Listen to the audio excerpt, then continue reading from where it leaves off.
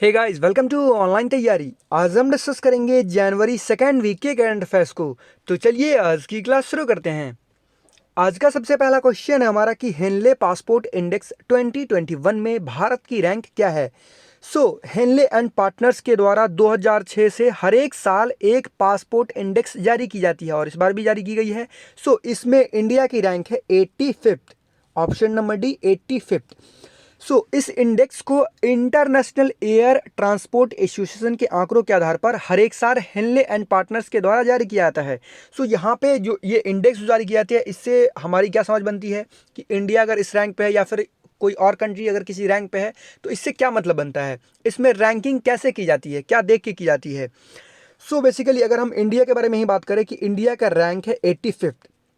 तो इंडिया को अगर 85th रैंक दी गई है तो कैसे दी गई है, यानी कि अगर आपके पास इंडिया का पासपोर्ट है तो आपको इंडिया का पासपोर्ट रहने के बाद जो है आप कितने कंट्री में वीज़ा फ्री एक्सेस या फिर वीज़ा ऑन अराइवल, यानी कि कहने का मतलब हुआ कि अगर आपके पास इंडिया का पासपोर्ट है और ऐसे कुछ कंट्री हैं जहाँ पे वीज़ा ऑन अराइवल की सुविधा है तो आप वहाँ से इंडिया से जाएंगे उस कंट्री में और वहाँ पे आपका वीज़ा ऑन अराइवल जो है वो जारी कर दिया जाएगा, इशू कर दिया जाएगा। बेसिकली ये है वीज़ा ऑन अराइवल और वीज़ा फ्री एक्सेस, यानी कि आपको उस कंट्री में लाइक भूटान जाने के लिए आपको वीज़ा नहीं चाहिए होगा। अगर आपके पास इंडिया का पासपोर्ट है तो आप 58 कंट्री में वीज़ा फ्री एक्सेस या फिर वीज़ा ऑन अराइवल की सुविधा पा सकते हैं। और इसमें एक फैक्ट भी आप ध्यान रखिए कि यूरोप का भी एक कंट्री है, मात्र एक कंट्री, जहां पे आप वीज़ा फ्री एक्सेस पा सकते हैं और उस कंट्री का नाम है सर्बिया। ये आप ध्यान में रखिएगा। वहीं पे हम बात करें कि हेनले पासपोर्ट इंडेक्स में 110 कंट्री को इंडेक्स किया गया है और फर्स्ट रैंक पे कौन सा कंट्री है, फर्स्ट रैंक पे है जापान। यानी कि कहने का मतलब ये हुआ कि जापान का पासपोर्ट जो है दुनिया का सबसे पावरफुल पासपोर्ट है। अगर आपके पास जापान का पासपोर्ट है तो आप जान के हैरान रह जाएंगे कि 191 देशों में आप वीज़ा फ्री एक्सेस या फिर वीज़ा ऑन अराइवल की सुविधा पा सकते हैं अगर आपके पास जापान का पासपोर्ट है तो। और यहाँ पे एक चीज़ ये भी फैक्ट ध्यान में रखिएगा कि यूरोप या फिर उसे यूरेशिया भी कहते हैं, रशिया जो है ये यूरोप में भी आता है और एशिया में भी आता है। बेसिकली रशिया ही एकमात्र ऐसा कंट्री है, अगर आपके पास जापान का पासपोर्ट है भी तो भी आपको रशिया जाने के लिए वहाँ पे वीज़ा रिक्वायर्ड है। बाकी जितने सारे यूरोपियन कंट्री है, अगर आपके पास जापान का पासपोर्ट है तो आप चाहे फ्रांस जाएं या फिर जर्मनी जाएं या फिर चेक रिपब्लिक जाएं, आपको कोई भी वीज़ा की ज़रूरत नहीं पड़ेगी। आप ये ध्यान रखिएगा। और 110वें रैंक पे कौन सा कंट्री है, अफगानिस्तान। यानी कि अफगानिस्तान का पासपोर्ट जो है वो बहुत ही ज़्यादा कमज़ोर है। वहीं पे मैंने आपके लिए हेनले पार्टनर्स के द्वारा जो इंडेक्स जारी की गई है उसका भी कटआउट लगा दिया है कि अगर आपके पास जापान का पासपोर्ट है तो 191 कंट्री में, सिंगापुर का पासपोर्ट है तो 190 कंट्री में वीज़ा फ्री एक्सेस या फिर वीज़ा ऑन अराइवल की सुविधा पा सकते हैं। और कौन सा कंट्री किस रैंक पे है, जर्मनी और साउथ कोरिया थर्ड रैंक पे है तीनों। और वहीं पे इंडिया जो है अपनी रैंकिंग किस रैंक पे है, 85th रैंक पे, और 58 कंट्री में वीज़ा फ्री एक्सेस या फिर वीज़ा ऑन अराइवल की सुविधा है वहाँ पे। उसी तरह से तजिकिस्तान में भी है। और वहीं पे अगर हम बात करें नेपाल के बारे में, बांग्लादेश के बारे में, तो बांग्लादेश 101वें रैंक पे है, नेपाल जो है 104 रैंक पे है, फिर पाकिस्तान जो है 107वें रैंक पे है।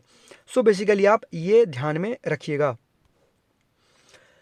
फिर नेक्स्ट क्वेश्चन है कि the population myth, Islam, family planning and politics in India पुस्तक के लेखक कौन हैं।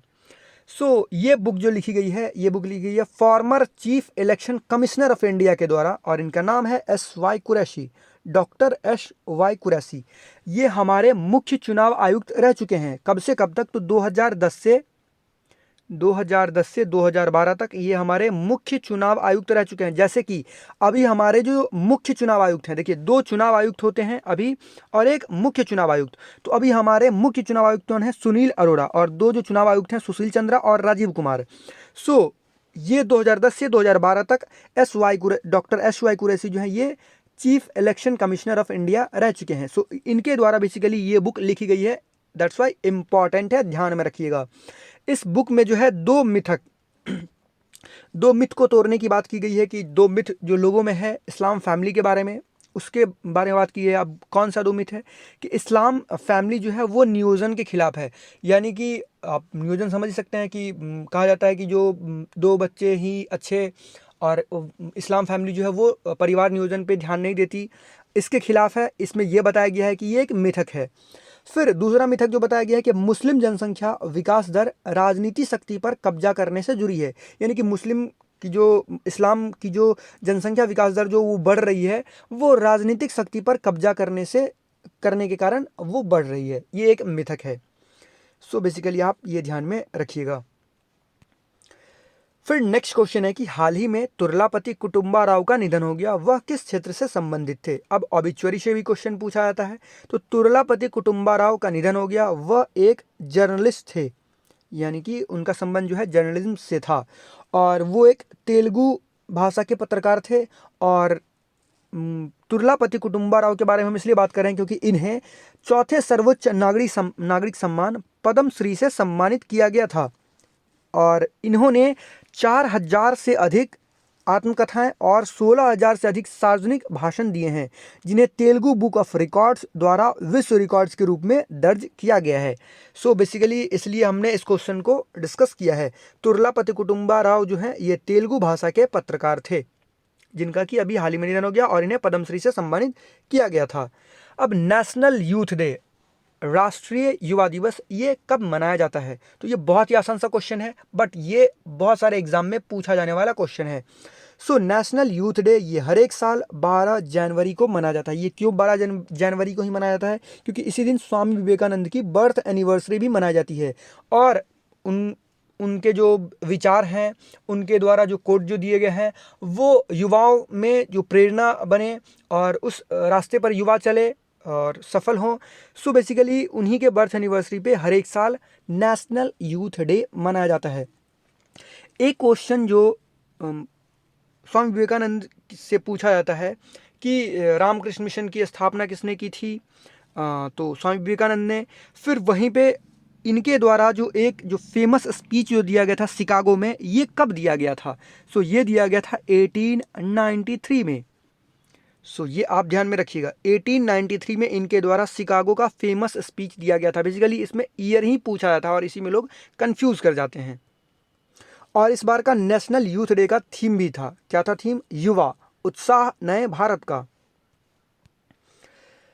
फिर नेक्स्ट क्वेश्चन है कि भारत के 51वें अंतर्राष्ट्रीय फिल्म महोत्सव में कौन सा देश फोकस कंट्री होगा। सो बेसिकली कोई भी अगर फेस्टिवल हो या फिर कहीं पे कुछ ऑर्गेनाइज किया जा रहा हो, तो उसमें फोकल कुछ थीम होता है, कुछ हो सकता है कि फोकस कंट्री हो, फोकस स्टेट होते हैं। सो बेसिकली जो 51st international film festival of India जो कि स्टार्ट हो चुका है, कब से स्टार्ट हो चुका है, 16 जनवरी से। ये वीडियो मैं रिकॉर्ड कर रहा हूँ 18 जनवरी को, 18th ऑफ जनवरी को ये वीडियो मैं रिकॉर्ड कर रहा हूँ, और ये जो है शुरू हो चुका है 16th ऑफ जनवरी को 51st international film festival of India. और ये कब तक चलेगा, 24th ऑफ जनवरी तक चलेगा।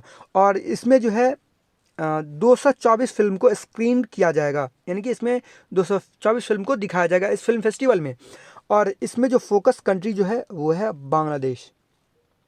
सो ये आप ध्यान में रखिएगा। इसका आयोजन कहाँ पे किया जा रहा है, इसका आयोजन किया जा रहा है गोवा में, और इसका आयोजन हर एक साल गोवा में ही किया जाता है। इसका जो वेन्यू है वो फिक्स्ड है, ये आप ध्यान में रखिएगा। कभी भी ये क्वेश्चन पूछा जाए तो गोवा टिक करके ही आना है, इसका वेन्यू जो है हमेशा फिक्स ही रहता है। इसका आयोजन कब किया जाना था, नवंबर में ही किया जाना था, बट कोविड-19 के चलते इसे पोस्टपोन कर दिया गया, और अब ये जनवरी में इसका आयोजन किया जा रहा है। उसमें फोकस कंट्री है बांग्लादेश।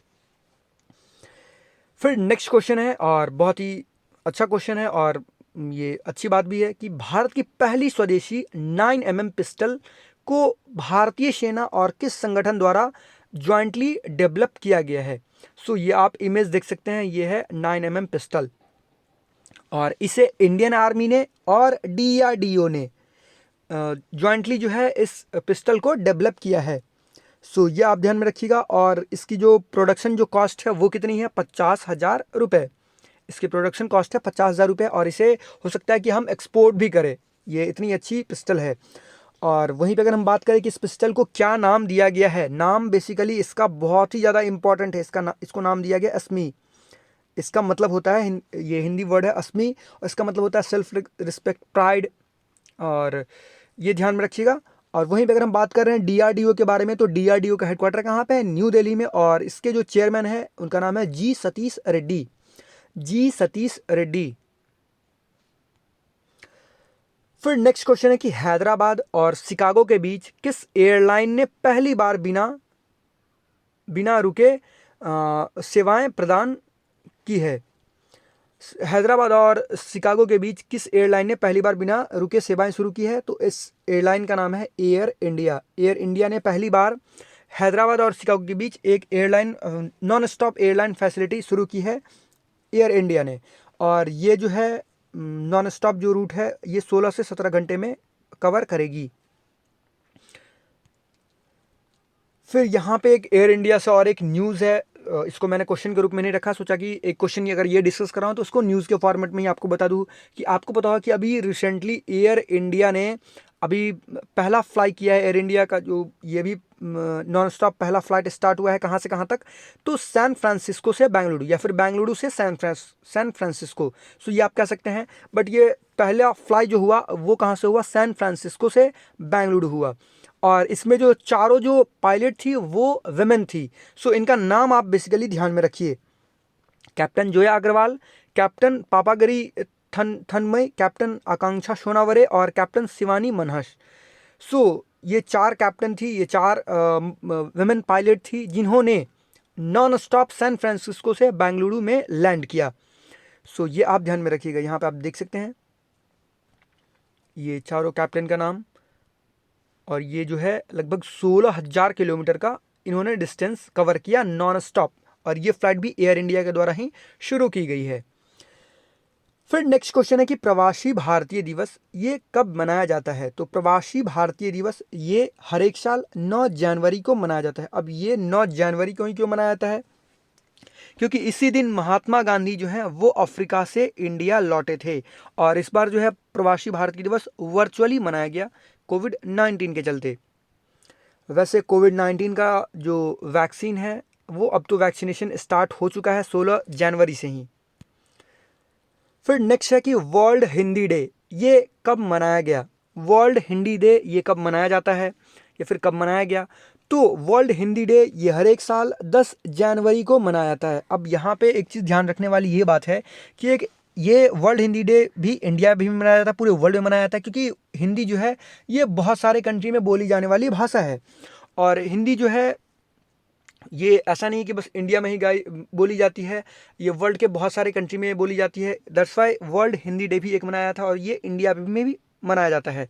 और एक नेशनल हिंदी डे या फिर कह सकते हैं राष्ट्रीय हिंदी दिवस, ये भी एक इंडिया में ही मनाया जाता है। ये बेसिकली इंडिया में ही मनाया जाता है राष्ट्रीय हिंदी दिवस। ये कब? तो 14 सितंबर को।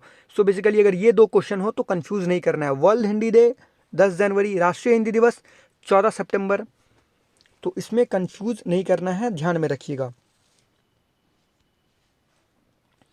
फिर नेक्स्ट क्वेश्चन है कि इंटेल के नए सीईओ के रूप में किसे नियुक्त किया गया है? अब सीईओ से भी क्वेश्चन पूछ जाते हैं कि एप्पल के सीईओ कौन है, माइक्रोसॉफ्ट के सीईओ कौन है, या फिर गूगल के सीईओ कौन है,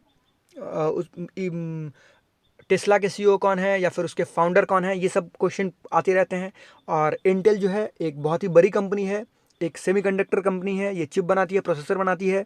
सो इंटेल के नए सीईओ के रूप में किसे अपॉइंट किया गया है? सो इंटेल के नए सीईओ बने हैं पैट जेलसिंगर। और ये किसको रिप्लेस करेंगे? बॉब स्वान को। बट ये आई थिंक 5 फरवरी तक बॉब स्वान ही रहेंगे और ये पद धारण करेंगे पैट जेलसिंगर 5 फरवरी को। सो ये आप ध्यान में रखिएगा। फिर नेक्स्ट क्वेश्चन है कि इंडियन आर्मी डे ये किस दिन मनाया जाता है? सो इंडियन आर्मी डे ये हर एक साल 15 जनवरी को मनाया जाता है। अब ये 15 जनवरी को ही क्यों मनाया जाता है? अब इसके पीछे भी एक स्टोरी है कि इसी दिन जो है 15 जनवरी 1949 को ही KM करियप्पा भारत के पहले भारतीय थे जिन्हें इंडियन आर्मी के कमांडर इन चीफ का पद धारण इन्होंने किया था। KM करियप्पा ने 15 जनवरी 1949 को, यानी कि पहले ऐसे भारतीय बने थे जो इतने बड़े पद पर अपॉइंट किए गए थे और ये भारतीय थे KM करियप्पा। सो बेसिकली इसी दिन 15 जनवरी को इंडियन आर्मी डे मनाया जाता है।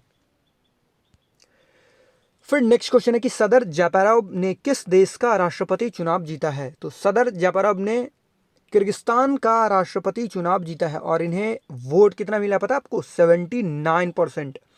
इन्हें जो वोट मिला है वो मिला है 79%। वहीं पे हम बात करें कि किर्गिस्तान की जो कैपिटल है वो क्या है? बिश्केक। फिर नेक्स्ट क्वेश्चन है कि स्वच्छता के लिए कायाकल्प पुरस्कार 2019-20 में किस संस्थान ने प्रथम पुरस्कार जीता है? स्वच्छता के लिए कायाकल्प पुरस्कार ये दिया जाता है हर एक साल, और इस बार ये जो अवार्ड दिया गया डॉक्टर हर्षवर्धन के द्वारा, और ये अवार्ड किस एम्स को दिया गया है? बेसिकली इस एम्स का नाम है एम्स भुवनेश्वर, और लगातार ये तीसरी बार दिया गया है स्वच्छता के लिए इसे ये अवार्ड, यानी कि वहाँ पे जो साफ़ सुथरा जो है, जो सैनिटेशन जो है वो किस तरह की है, लाइक पेशेंट को कोई दिक्कत तो नहीं आ रही है, इसके हिसाब से इसमें रैंकिंग दी जाती है, और इसमें एम्स को इसके लिए 2 करोड़ रुपए भी दिए गए हैं। फिर नेक्स्ट क्वेश्चन है कि किस राज्य के पूर्व मुख्यमंत्री माधव सिंह सोलंकी का निधन हो गया है? तो ये किस राज्य के पूर्व मुख्यमंत्री रह चुके हैं? ये रह चुके हैं गुजरात के पूर्व मुख्यमंत्री। ये 4 बार गुजरात के मुख्यमंत्री रह चुके हैं, और ये कांग्रेस पार्टी से ये संबंधित थे, माधव सिंह सोलंकी। फिर नेक्स्ट क्वेश्चन है कि कौन सा भारतीय बल्लेबाज ऑस्ट्रेलिया के खिलाफ सभी प्रारूपों में, यानी कि हम टेस्ट वनडे सभी के बारे में बात कर रहे हैं, सभी प्रारूपों में 100 छक्के लगाने वाला विश्व का पहला खिलाड़ी बन गया है? ये कौन सा इंडियन प्लेयर है? रोहित शर्मा। बेसिकली रोहित शर्मा पहले इंडियन के साथ साथ वर्ल्ड के पहले क्रिकेटर बने हैं जिन्होंने ऑस्ट्रेलिया के खिलाफ, ऐसा किसी ने भी नहीं किया था, चाहे वो कोई भी इंडियन प्लेयर हो या फिर कोई भी वर्ल्ड का प्लेयर हो, जिसने ऑस्ट्रेलिया के खिलाफ टेस्ट में हो या फिर वनडे में हो या फिर T20 में हो, उसने 100 छक्के लगाए हो सभी फॉर्मेट में। 100 छक्के टेस्ट में भी लगा चुके हैं रोहित शर्मा, वनडे में भी लगा चुके हैं रोहित शर्मा, और T20 में भी लगा चुके हैं रोहित शर्मा। इनका नाम आप ध्यान में रखिएगा। फिर नेक्स्ट क्वेश्चन है कि सेंट्रल इंडस्ट्रियल सिक्योरिटी फोर्स यानी कि CISF के नए डायरेक्टर जनरल के रूप में किसे अपॉइंट किया गया है? इनका नाम है सुबोध कुमार जायसवाल। वहीं पे SS देशवाल जो हैं ये ITBP के हेड हैं, जैसे कि BSF के जो डायरेक्टर जनरल हैं वो हैं राकेश अस्थाना। फिर नेक्स्ट क्वेश्चन है कि किस फुटबॉलर ने इतिहास में सबसे ज़्यादा गोल करने के मामले में जोसेफ बिकान की बराबरी कर ली है? अगर आपसे आने वाले, अगर मैं ये वीडियो रिकॉर्ड कर रहा हूँ तो आगे जाकर अगर कोई मैच खेलते हैं, इसका आंसर क्या होगा? रोनाल्डो। अगर आगे जाकर कोई मैच खेलते हैं रोनाल्डो, तो रोनाल्डो फिर इन्हें भी क्रॉस कर जाएंगे, किन्हें? जोसेफ बिकान को।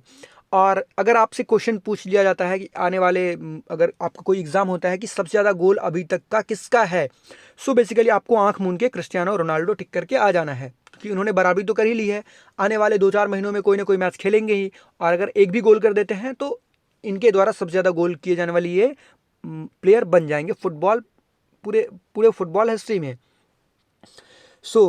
इनका नाम आप ध्यान रखिएगा। इन्होंने कितना गोल करके जोसेफ बिकान की बराबरी कर ली? 759 गोल करके जोसेफ बिकान की बराबरी कर ली। और क्रिस्टियानो रोनाल्डो जो हैं ये किस कंट्री के लिए खेलते हैं? पोर्टुगल के लिए खेलते हैं। और किस क्लब के लिए खेलते हैं? अगर क्लब पूछ लिया जाए तो ये जुवेंटस के लिए खेलते हैं। तो चलिए अब 3-4 न्यूज़ है उसको डिस्कस कर लेते हैं हम। पहला न्यूज़ है कि cabinet clears purchase of 83 Tejas fighter jet for Indian air force.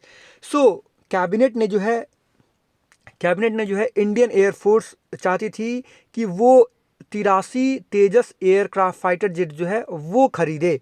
किससे? तो तेजस एयरक्राफ्ट जो है किसके द्वारा बनाया जाता है? हिंदुस्तान एरोनॉटिक्स लिमिटेड के द्वारा बनाया जाता है। बेसिकली इस पर कैबिनेट ने मुहर लगा दी है कि हाँ, आप ये खरीद सकते हैं। और ये डील जो हुई है 83 लाइट कॉम्बैट एयरक्राफ्ट तेजस के लिए, बेसिकली ये डील हुई है 48,000 करोड़ रुपए की ये डील हुई है, और इस पर कैबिनेट के द्वारा मुहर भी लगा दी गई है। फिर नेक्स्ट न्यूज़ है कि US president elect Joe Biden unveils $1.9 trillion corona virus relief package. ये जो है 20 जनवरी को अपना पद संभाल लेंगे, और इनका डे जो है वहीं से स्टार्ट हो जाएगा 20 जनवरी से। इन्होंने जो है ये US के प्रेसिडेंट तो हो ही चुके हैं इलेक्टेड। इन्होंने $1.9 ट्रिलियन डॉलर का कोरोना वायरस रिलीफ पैकेज जो है वो जारी कर दिया, अनवील कर दिया है।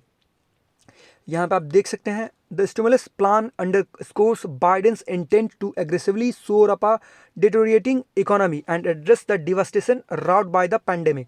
जो पैंडेमिक के कारण जो नुकसान हुआ है उसकी भरपाई करने के लिए ये बहुत ही बड़ा अमाउंट होगा। ये बिजनेस को प्रमोट करेगा या फिर जिन्हें पैसे की ज़रूरत है उनको पैसा भी दिया जाएगा। जो एड जो है, मनी की हेल्प जो है वो भी डायरेक्टली दी जाएगी। और बाइडेन के द्वारा ये भी कहा गया, उन्होंने जो बताया है कि हम पहले 100 दिन में, 20 जनवरी के बाद जो 100 दिन है उसमें हम 100 मिलियन लोगों को वैक्सीनेट कर देंगे। फर्स्ट डोज जो है वैक्सीनेट कर देंगे। और वहीं पे अगर हम बात करें कि अभी तक 15 जनवरी तक, ये वीडियो तो मैं रिकॉर्ड कर रहा हूँ 17 या फिर 17 जनवरी को, बट ये कहा गया 15 जनवरी को कि अभी तक जो है 10 मिलियन लोगों को जो है वैक्सीनेट किया जा चुका है, पहला वैक्सीन दे दिया जा चुका है, फर्स्ट डोज। सो बेसिकली अगर हम अपने कंट्री के बारे में बात करें, अगर वैक्सीन की बात हो रही है, अभी हम अपने कंट्री के बारे में बात करें तो यहाँ पे जो 2 वैक्सीन को जो अप्रूवल दिया गया, इमरजेंसी अप्रूवल, वो कौन कौन सा वैक्सीन है?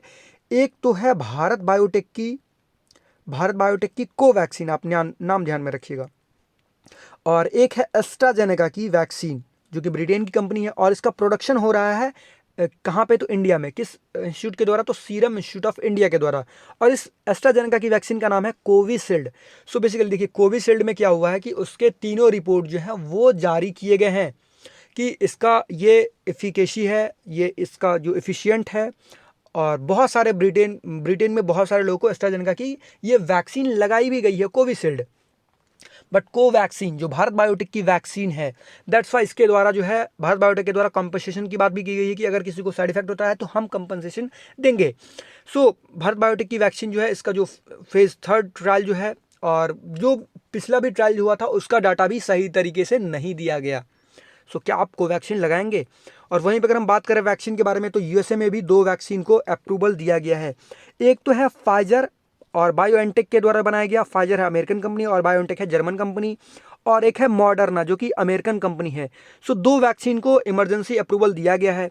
बट आपने अभी रिसेंटली सुना होगा कि फाइजर के वैक्सीन से बहुत लोगों को पैरालिसिस हो जा रहा है, माउथ पैरालिसिस, यानी कि उनका मुंह जो है वो टेढ़ा हो जा रहा है।